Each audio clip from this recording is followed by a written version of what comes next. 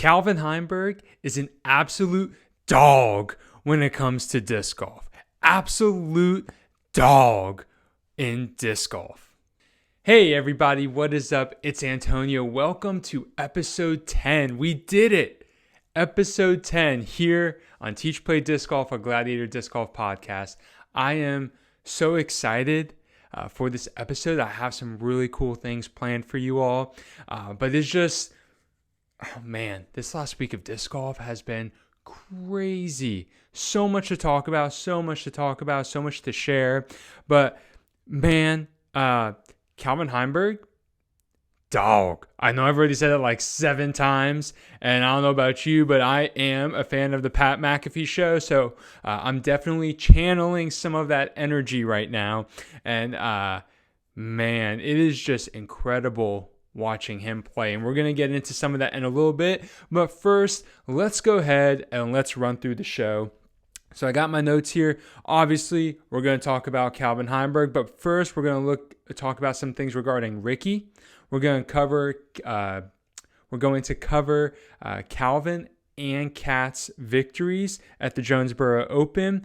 We're going to talk about some pretty crazy stuff that just happened earlier today before this recording. Thank goodness it happened before this recording. But the Disc Golf Pro Tour and Jomez are working together even more closely than they already were. So we'll get into some of those details. If we have time, I'll talk about some of my disc golf this past weekend and some of the stuff that's coming up this weekend. So I'm really honored for this next part because the show, following all that conversation about current events in disc golf, I'm going to be covering and answering some questions that you guys asked me and shared with me, whether it's from YouTube or from my Discord server or other disc golf communities that I posted on. I'm really excited to answer some of your questions. So without further ado, let's get into it.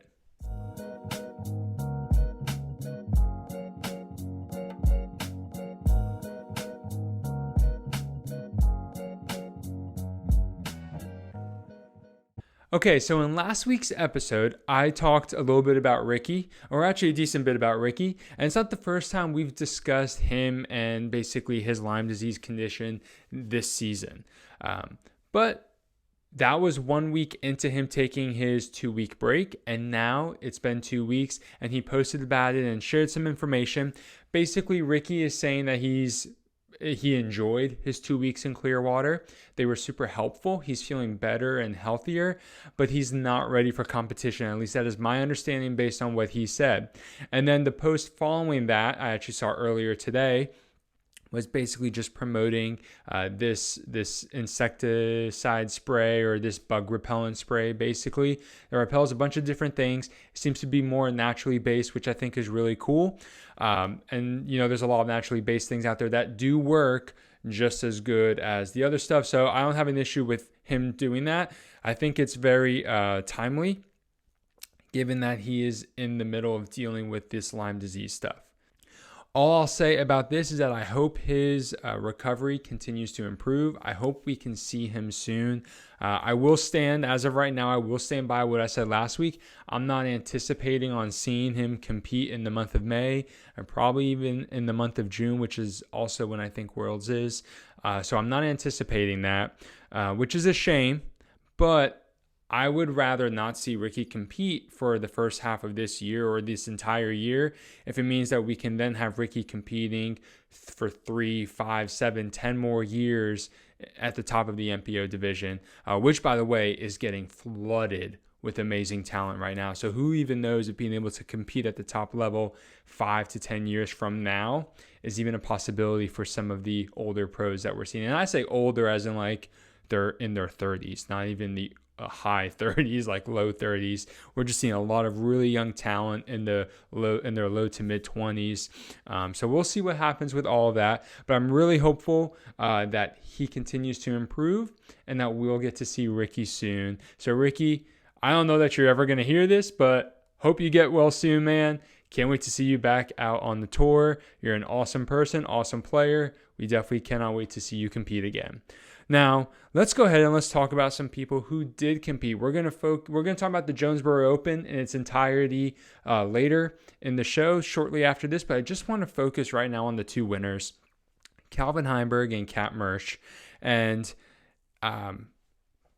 I won't go over the entire weekend of golf for them. I'll highlight the final round right now, but I'll say this about the final round for both of them.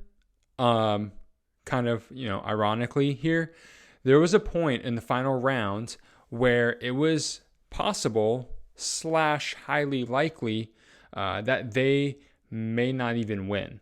Kat parred like the first 4 or 5 holes, where a lot of her competitors were birdieing, and nobody really went crazy low on the final day. There was a lot of wind, both in MPO and FPO. Nobody went really crazy low, but because there was a lot more wind, a lot more weather conditions, which is what I was expecting, because that's normally what happens at the Jonesboro Open.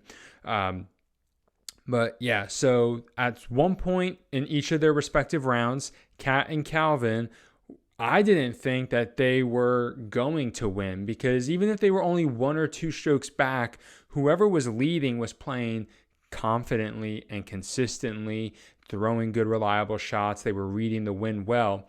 And I think at different points, the tide started to turn.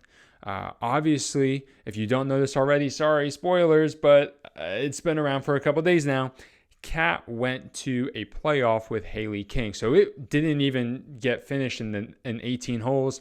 They had to play 1 playoff hole. I was hoping that it was going to go for longer, but it didn't. It only lasted 1 playoff hole. Haley King really got in some rough shape off the tee and on her approach.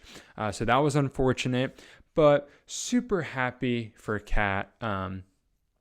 She shared in an interview some things, just growing up, her life, kind of her life story. And it was just really great to see her win. And, Kat she's been around for a couple of years playing competitively, not like 7 or 10 years, but I think like the last 3 years, she's really been coming onto the scene more and more. And I think last year was her first year doing a full tour. And she really came onto the scene, really competed well. She had been in contention a few times or had top 5 and top 10 finishes. I actually think she finished second at Jonesboro last year. And she's a native Arkansan, I think is what they're called. So it's really cool that her first Disc Golf Pro Tour victory is in her home state. It's kind of hard to say necessarily that you can have like home field advantage unless it's like a course you grew up playing, and all of that in disc golf. But it definitely felt like things were in her favor. She just played really well. She had the heart behind every shot. She had the motivation, and you could see that all come out when she won, when she made her final putt to win. It was just awesome to see. Really happy for her. A lot of emotion in that victory, and it's just really, really cool to see someone experience that. We have to understand, like, a lot of these pros are working for years, and some of them, depending when they started playing disc golf, like most of their life working to this moment, and to finally win something like that is just an incredible feeling and an incredible accomplishment with all those years of hard work. And the thing is, from what I've heard and what I've learned and what I've just witnessed, it's always hardest winning the first one. The first of anything is always the hardest to do because it's brand new, it's uncharted territory. That's why it's that sweetest victory, almost, in a sense, that first victory for her. And now she knows how to win. She knows what it takes. She knows the emotions, the things that go on in her head, and how to overcome them. And it's really exciting because I'm hoping we see a lot more of Kat Mertsch. She's a really interesting person. She's a lot of fun on the mic with her Macho Man Randy Savage references and, sort of persona that she was exemplifying. So really cool to see that. Just really happy for her. It definitely meant a lot to her to win, and to win in her home state. And so that's just really exciting for her. Side note, I wasn't planning on saying this, but it just came up as I'm replaying like the video footage from when she won. It was like all her friends, and then there was Nico like giving her a hug. And in case you don't know, they were a couple last year. Going into this season, they broke up, but Nico still posts about her and like congratulatory stuff. And then he went in for the hug and everything. And so just really interesting stuff. I don't have a whole lot of commentary, but I started laughing to myself a little bit because she completely ignored him. So that was great. But anyway, so that is Kat's journey. Calvin's journey was a roller coaster. And that is why I started the show saying that Calvin is an absolute dog on the disc golf course. It is just incredible watching him play, because even when, I believe he bogeyed a hole and gave eagle the lead. I'm trying to remember their scorecards off the top of my head, but basically down 1 or 2 strokes with only like 3 holes to go. And most players would feel so completely defeated. He goes, and I think it was on hole 17, sinks a circle 2 putt for eagle and just like brings it back up to tie the game, because I think eagle took a bogey on that hole. And it's just, he is relentless. Calvin is relentless off the tee, and especially on the putting green. I mean, he is by far the most complete and the hottest disc golfer on tour right now. He's just playing so well, and you can never count him out. He's just been so consistent. I was listening to the commentary, and I forget who it was that said it, but basically of all the pros who have competed on the Disc Golf Pro Tour, like Paul McBeth, Ricky Wysocki, Calvin has been the number 1 Disc Golf Pro Tour player in the history of that set. And that's been since 2020. So obviously it's only about 3 to 4 years worth of statistics. But when you just consider how many world champions are on that list and how long they've been one of the top players, it's pretty incredible that Calvin has been the number 1 ranked Disc Golf Pro Tour player, which is based on a separate point system, by the way. It's not ratings based. We know as of right now that Gannon Buhr is the number 1 disc golfer, ratings based, but Disc Golf Pro Tour points based, Calvin is the number 1 golfer and has been longer than anyone. They were also saying that he is 100 points, I think, ahead of Gannon, who's in second place. And I can't recall how the point system works, but basically they were talking, him winning now is basically going to put him another 30 points ahead of Gannon, just separating that distance from first to second, and obviously the rest of the field.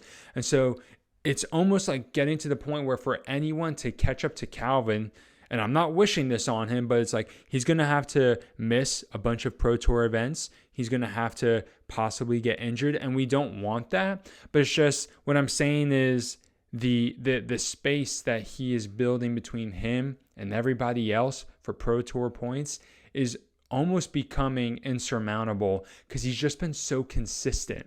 He hasn't won every event. He's won a couple events already but he's also been podium finishes for a lot of them, and that's really what's going to set you apart on the Pro Tour standings. So super happy for Calvin, super happy for Kat. They both earned it. They worked really, really hard for those victories, and so we want to give them their praise, their laurels, that kind of thing. Disc golf is just like I've said many times on this show, is in a really special place right now. There's just so much great competition, and I think with Kat winning, I think Kristen has ruined the pattern a little bit, because she has won multiple events already. But pretty much besides Kristen, it's always been a new champion at a Disc Golf Pro Tour Elite Series event this year, and I think even Silver Series included in that. So I think can't say her name, Kristen is the only repeat champion this year. So that's really cool on the FPO side. But then on the MPO side, it's like, yes, we've had some repeat champions in Calvin and Gannon, but we're looking at a field that is so thick with competition. There's so much competition every week, and it can go anyone's way. Like literally last week at Champions Cup, Calvin did not perform super great. And now he goes and wins the Jonesboro Open, by the way, for the 3rd time. He is the only repeat Disc Golf Pro Tour champion besides Ricky, who has won the Ledgestone Open, they said 2 or 3 times. So, like, That's not obviously within a season, but he has won the Jonesboro Open 3 times, which he's one of 2 people to ever do that for the same Disc Golf Pro Tour event year over year, which just shows you his domination over the last 3 years, specifically at this event. So that is really cool. Really awesome to see Calvin performing so well. I am so excited to see what else he can accomplish. I really hope at the next couple of majors, i.e. Worlds and then a USDGC in October, I believe that is.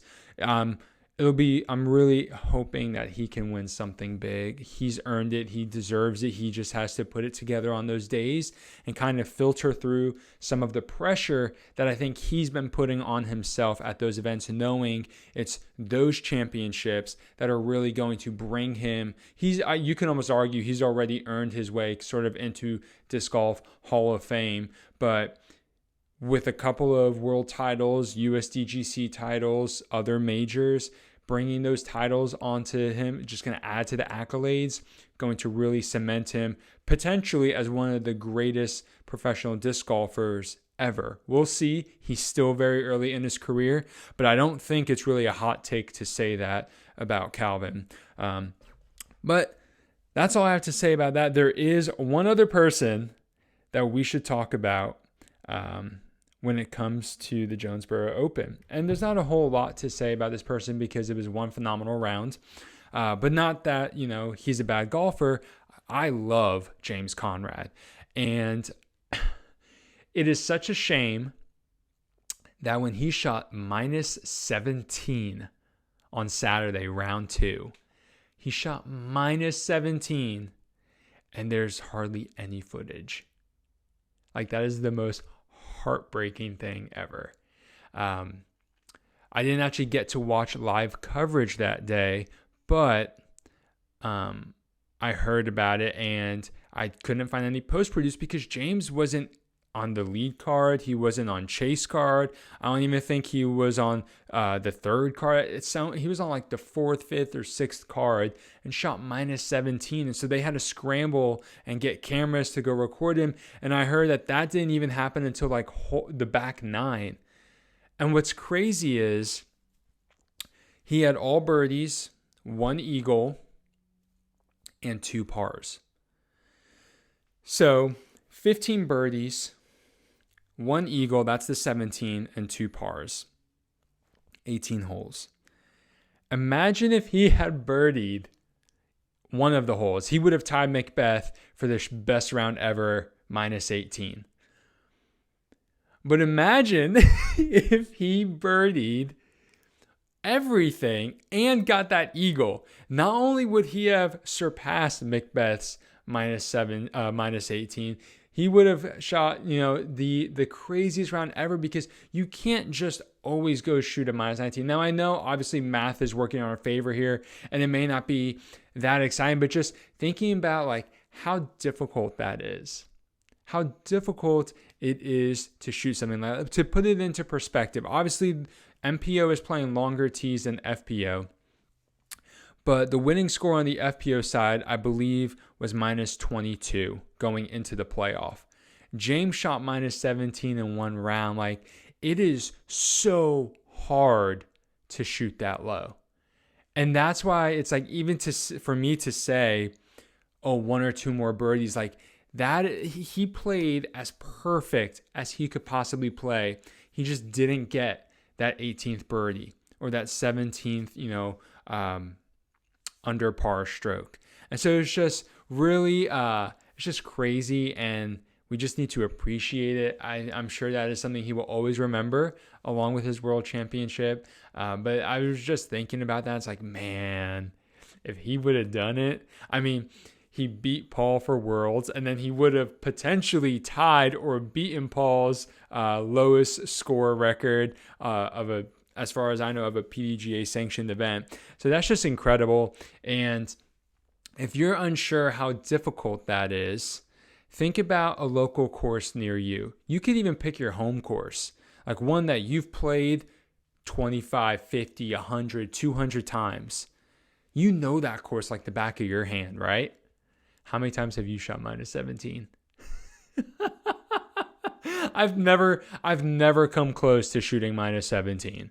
All right. And not only did he do minus 17, but it's on a course he only plays once a year, and it's a long course, and there's normally wind, and it's just incredible to think about. And so I won't bore you guys anymore, kind of, fangirling over here over James Conrad's minus 17 round, but I wanted to talk about that because it's just so cool. So much disc golf history and amazing accomplishments that we're experiencing and seeing. And so it's a lot of fun stuff happening right now. So let's go ahead and let's pivot and let's talk about the Disc Golf Pro Tour and Jomez. When I saw this, I'm going to kind of walk you through my emotions here because they've changed about this whole thing. So when I first saw this, I was like, oh, let's go. That is awesome. Good for the Disc Golf Pro Tour. Good for Jomez. I mean, they were already working closely together. Awesome stuff. But then I started thinking about it some more.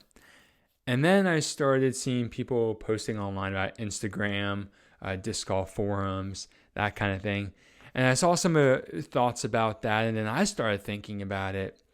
And it's just like, man, this sucks. This is actually not that good. So let me fill you in with some of the details here. I highly recommend you check out Iceberg TV. He published a quick little video about this earlier today. He doesn't have a ton more detail than what I can share with you. He basically just read the Disc Golf Pro Tour's press release about it. And there's, some reading between the lines that we're able to do with this. But basically, going back to last year, somehow the Disc Golf Pro Tour got all these individual post-produced coverage companies to pay them to record and produce post-produced coverage. I still feel like that is crazy thing. I know it's your Disc Golf Pro Tour. You own the rights to the tournament and that footage. And so it makes sense for them to pay you. But it's also like, disc golf is built on post-produced coverage, free post-produced coverage. So it's almost like, how could the Disc Golf Pro Tour not be paying those post-produced companies like Jomez Pro, CCDG, GK Pro, Gatekeeper Media, those companies? Why weren't they potentially paying them? So basically, they were able to get Jomez to say for 2 years of MPO and this year FPO lead card coverage, $250,000. That's a lot of money in disc golf. That is a lot of money in disc golf. And so it's just basically what ended up happening is, and Iceberg talks about this a good bit as well, so I'm sharing some of that information here, is it almost sounds like Jomez financially declined a little bit. So Patreon dropped. They had a big drop in Patreon, or they had a big drop in patrons, I should say. Their sales on their website went down. And that's just natural business stuff. But the reason why that's so important here is because that all went down when they needed money the most. So there's that all playing involved here. And then basically what it seems to be, kind of read between lines, and I believe Jomez, Jonathan, he did an interview with Upshot. I did not get to see it yet. But based on the disc golf community's reaction, he did not seem thrilled and excited about this. And so it's pretty clear, reading between the lines, just being a person and being able to observe human emotion and hear inflection or the lack thereof, and seeing less excitement than there maybe should be, or you would assume there would be. It almost sounds like Jomez had no choice but to get bought out because they couldn't pay the Disc Golf Pro Tour the $250,000. And so that's really a shame. If that is how it all plays out, I think we'll eventually find out a little bit more. I think we'll hear some more information regarding this and kind of what all is going on, but it may not. I mean, similar to the whole Prodigy and Gannon Burr, things were allowed and in the public eye, and things have been really quiet. And so I wouldn't be surprised if, because the big announcement, everything is loud right now, and then things go pretty quiet. So we'll have to see if what comes of this, if any more information is shared. I'll keep my eye out. But if you see anything, go ahead and link it in the comments if there's something I missed. But definitely, I am now in the position of it. If I was Jomez, if I was Jonathan, I would be so upset right now, because it's one of those where he's talked about it, especially when they did Jomez during quarantine, that he was at Worlds one time on the Final 9 and was just nobody's recording this. And so he just started recording it and then posted it and got a bunch of views. And literally the most humblest of beginnings, Jomez was able to grow into this disc golf giant with almost 500,000 subscribers on the disc golf channel. That's just incredible to think. And to now, if everything I said before is true, to then build it up to this and then have to basically sell out or get bought out by another bigger company because they run the whole tour, that's just really gotta be deflating.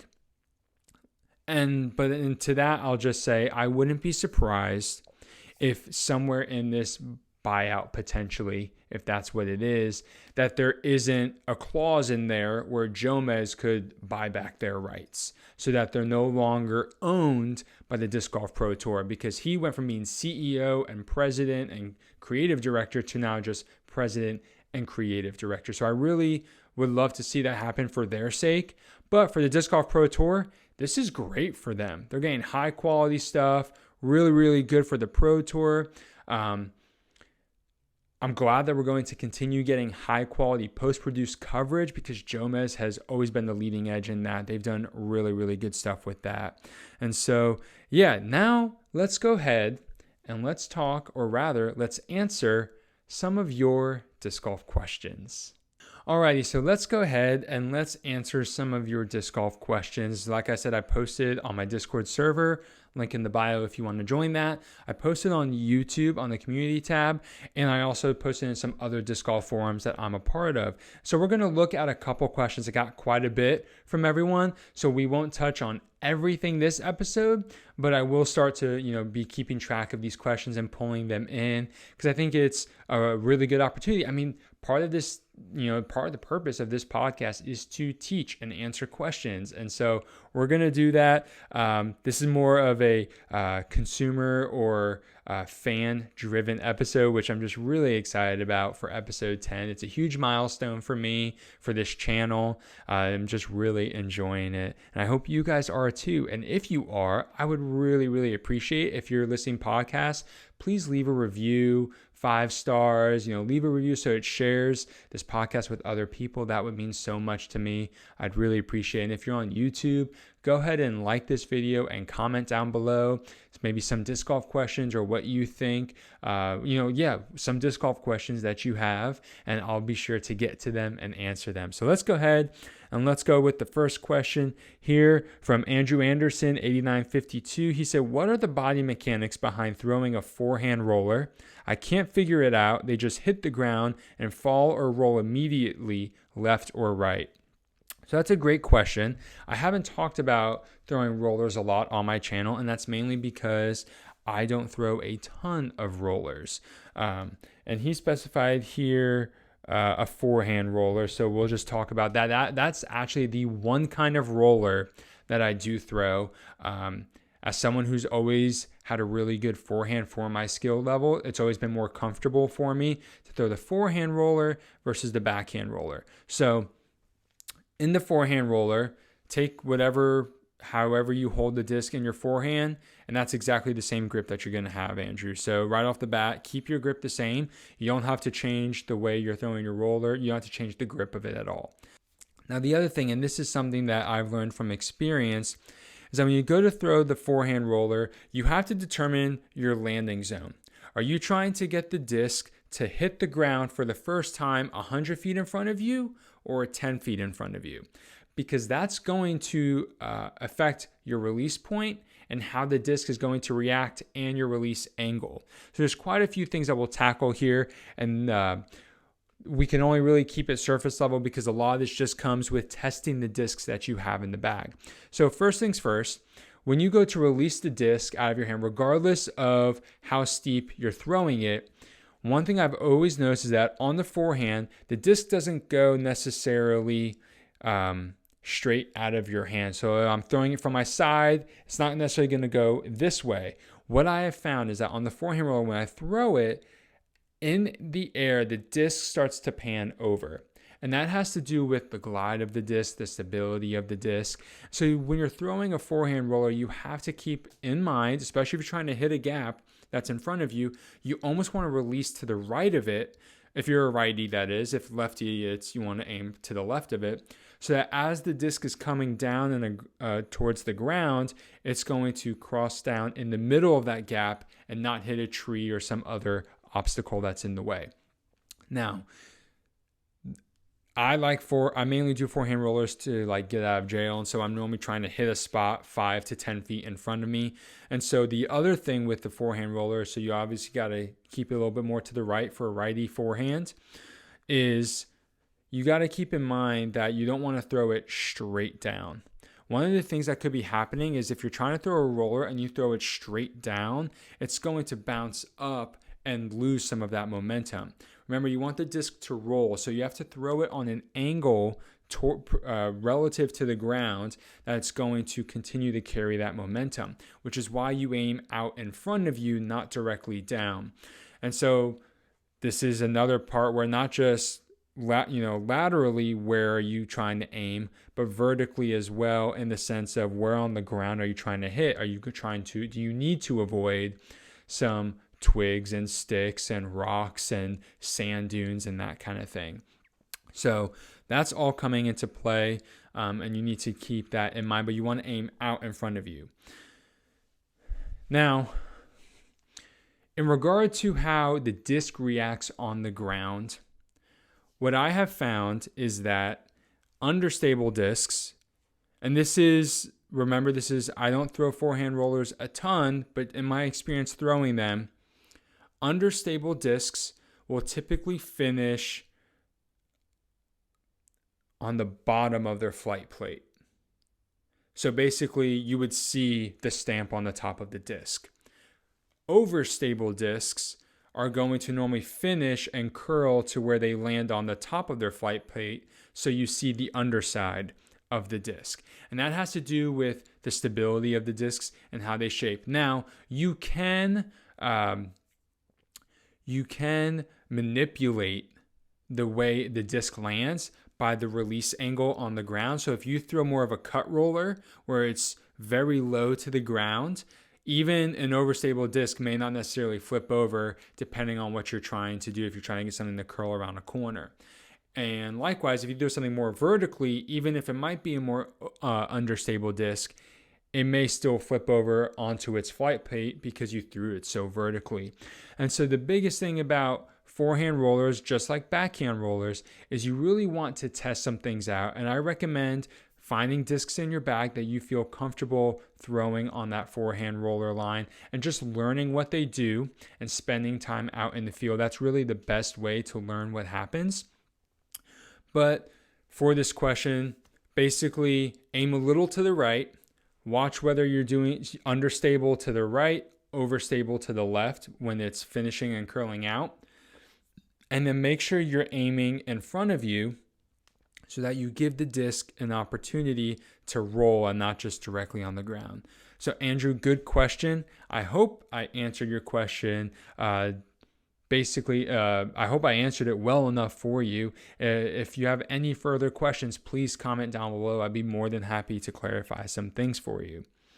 Now, I'm going to go to some questions on my Discord server, and I'm really excited to share some of these with you. So we have a really cool question. One of the first episodes, we talked about wind, tailwind, headwind, crosswind, how to throw in the wind. So I have a question here that says, I was trying to figure this out today. Do lower speed discs go further in a strong tailwind than faster speeds with the same relative stability? This is a really good question. And just right off the bat, one thing we have to keep in mind here is that it depends on your skill level. Definitely, that's the case. A putter or mid-range going further than a driver will go further in the tailwind if you can't really throw a driver. Now remember, in a tailwind, everything is going to fly more overstable. So we have to keep that in mind. That's why you see a lot of people throwing understable discs with a tailwind, because it'll stable it out. So if you can't really throw drivers very far, or they go about the same distance as a putter or mid-range goes for you, you're probably going to experience better distance with the putter or mid-range because you can get those discs up to speed. And so the tailwind, while it will make them more overstable, there's going to be more glide and carry. Whereas with the driver, you'll still get some more distance, but that disc is already going to be overstable for you, and now the tailwind is going to make it additionally overstable, even more overstable. So in this theory, in this example, you won't be getting more distance. Now, in my personal experience, if you throw distance drivers and fairways and mids and putters, and you have incrementally increase your distance with each class of discs that you're throwing, they're all going to go further. And so I don't necessarily think one will always go further than the other. Percentage wise, I would argue that the discs with more glide are going to have a higher percentage, carry a higher percentage down the fairway. For example, just for simplicity of numbers, let's say you can throw a mid-range 100 feet. This is just for simplicity of numbers and math. You throw a mid-range 100 feet with no wind.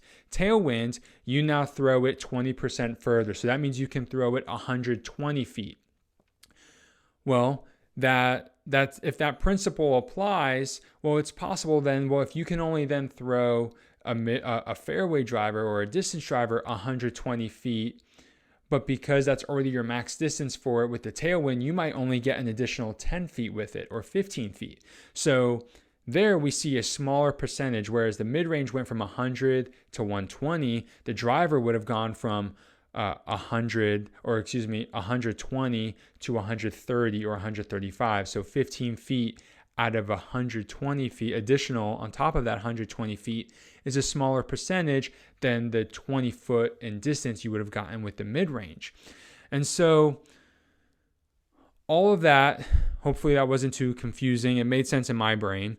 But basically, think of it like percentage-wise. Unless, of course, you are throwing distance drivers over 400, over 450 feet, you may find that your putters, mids, and drivers, you may find that those slower discs, because they're slower and have more glide traditionally, will go further or just as far as your drivers. And so really you'll want to make the decision based on what is the kind of shot that you need on a particular hole with a tailwind, and how much variability do you want. Because even if I throw a Comet with a tailwind, it's going to fade less than if I throw a Mockingbird with a tailwind, because the Mockingbird is faster. It's got a little bit more fade on it because it is a driver. Even though the numbers are fairly similar as a driver, it's going to fade harder than a mid-range. And so the tailwind's going to seemingly affect it more with that fade. But I will also probably get more distance because I can throw a Mockingbird significantly further than I can throw a Comet. So it really comes down to your skill level.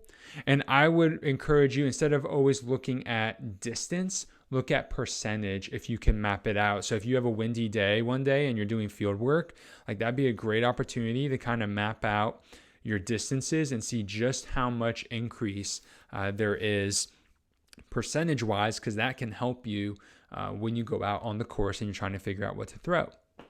Alrighty, so this last question that we'll go over for this section is a really cool question. I think there's a lot of opinions on this, so I'm really excited to talk about this. But what is the future of course design? Are we looking at longer holes? Are we looking at tighter fairways? What are we looking at? I'm really excited to dive into this, and I'll just share my opinions because I'm not on the PGA committee, on the Pro Tour committee. I'm not picking the courses, so I don't really have a whole lot of input here.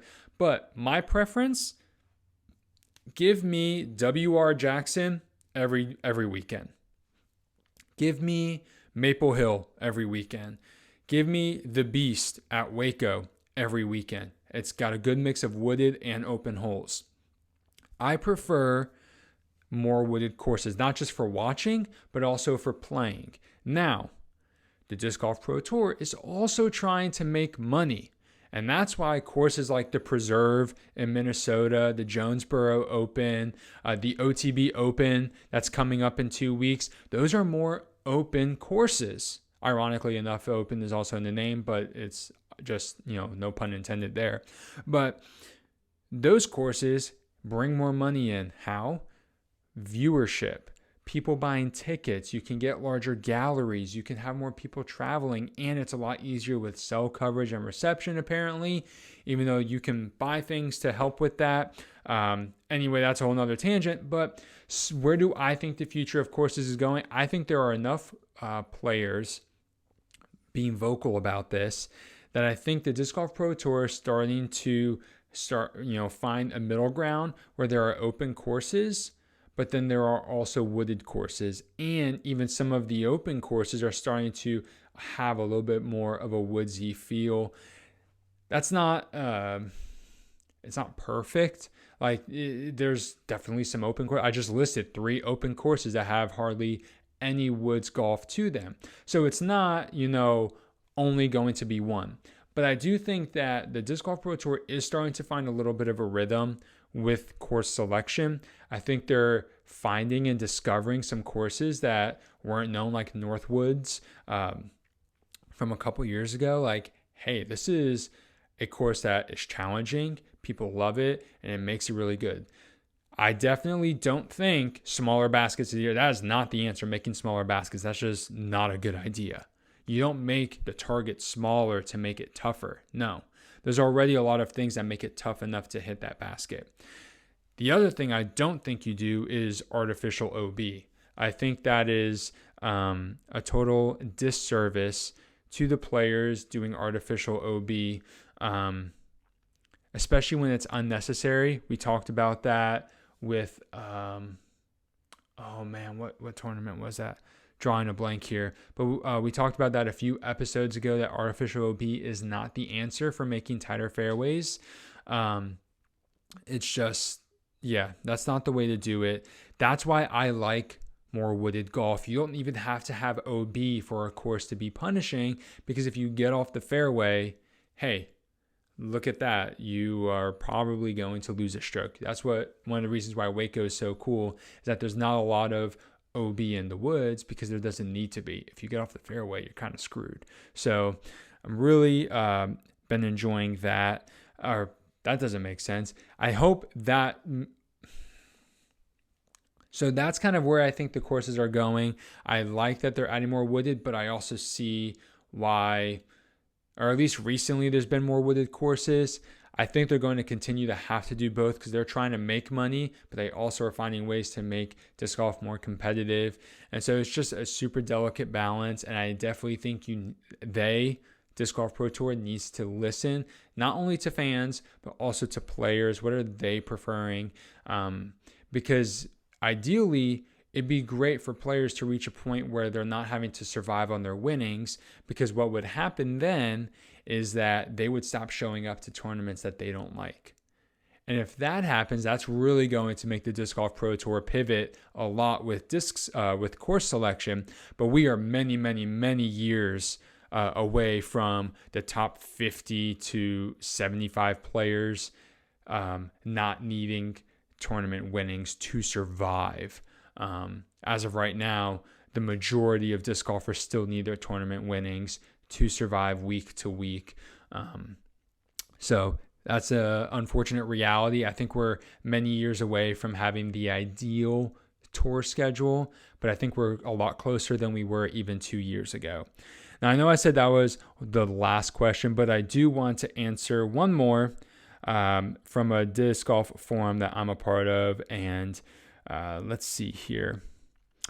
This is a really cool question I like, because it's something I think about a lot. This is from the Disc Golf Podcast Slack group, Seabay, giving you a shout out, man. Awesome guy.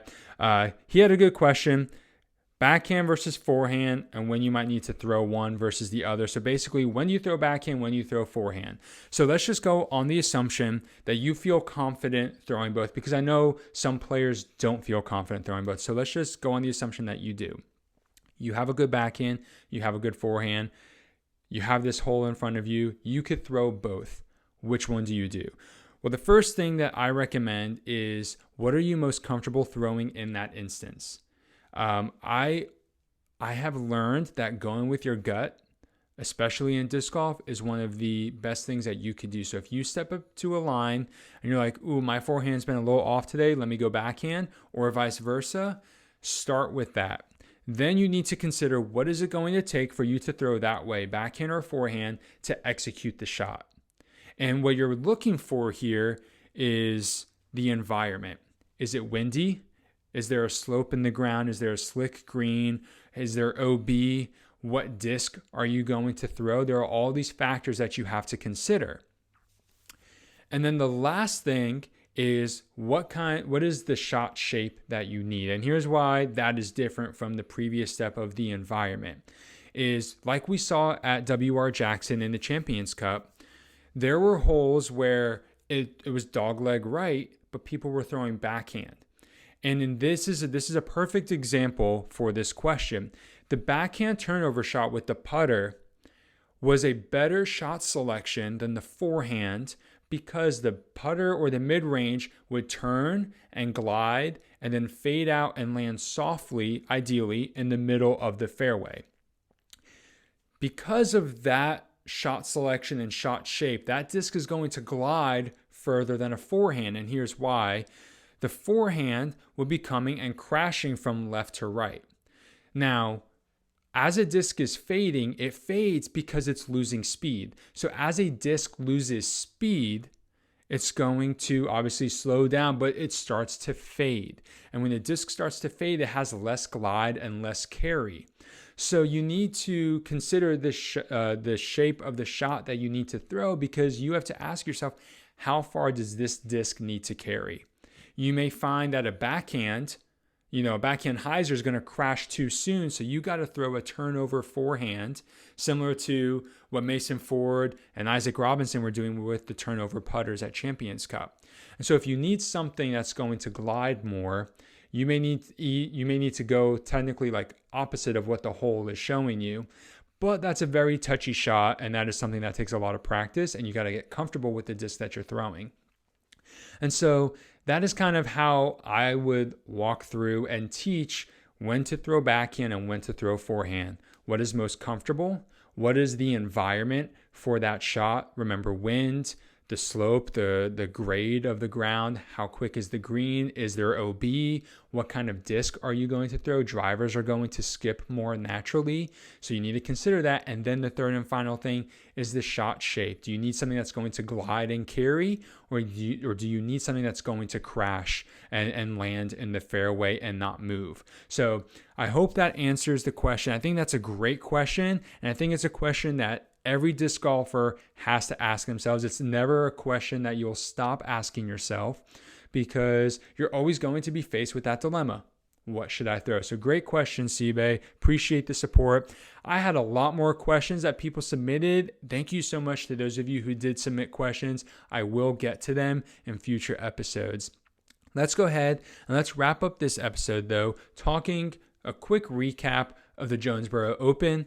I already discussed Kat and Calvin, and so really I just want to kind of share more about the field in general.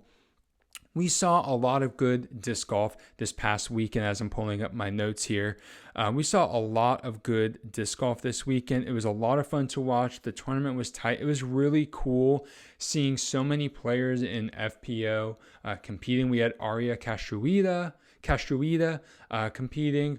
Really excited to see her. She's a young up-and-coming FPO player. I've heard her name a couple times. It was really cool seeing her perform well.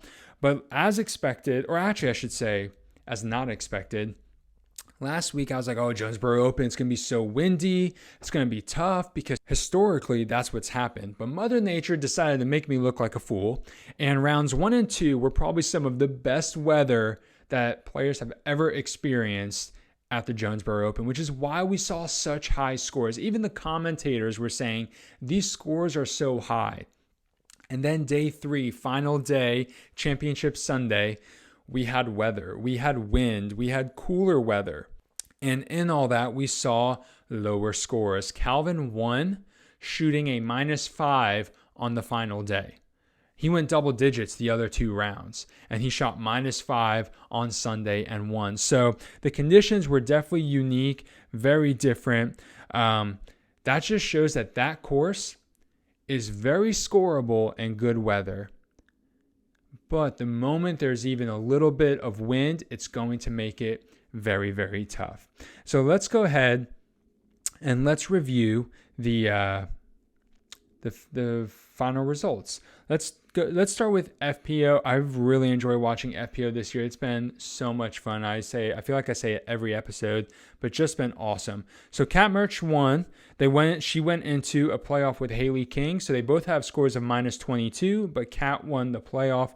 So first place Kat, second place Haley King, third place Aria Castroida at -19, fourth place Holland Hanley at -17. Evelina Salonen, 5th place at -16, but Haley shot -8 on the final round. Evelina shot -10 to move up a lot of places into 5th place. Surprisingly enough, things were just not clicking for her. Kristen Tatar, 6th place, -15. Ella Hansen, 7th place, -14.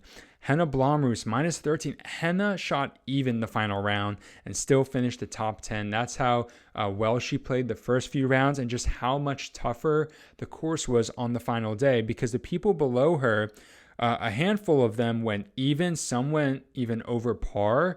This was really hard to watch. Heidi Lane, 9th place, -12. Missy Gannon finished 10th. She was on the lead card.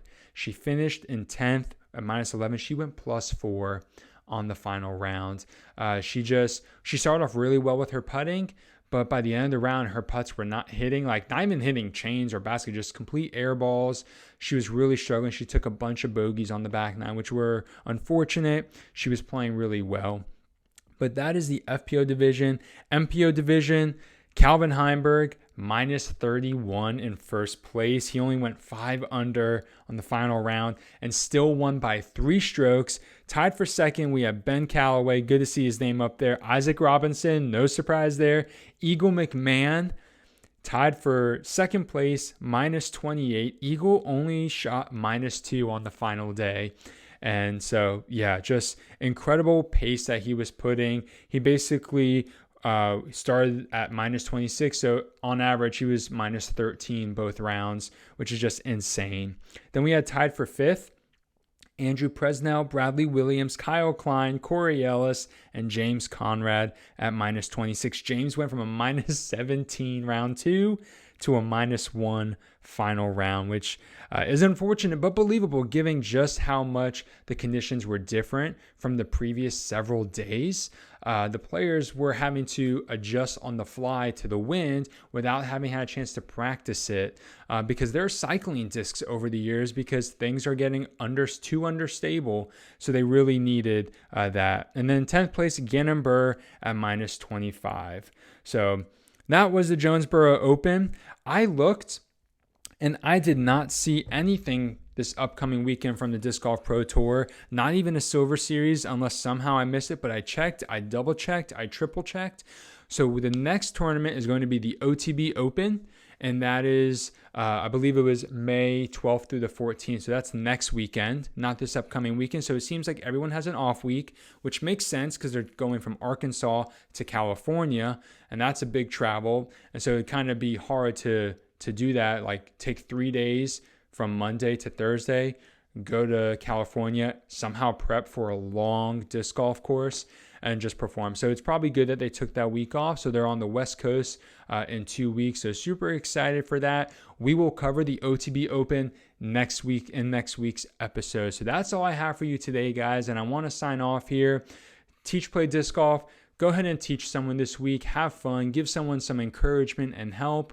Make sure you get out and play some disc golf yourself and enjoy it with some friends or a solo round. I love playing solo rounds and just getting outside. That's all I have for you today, everyone. Until next time, have a great round.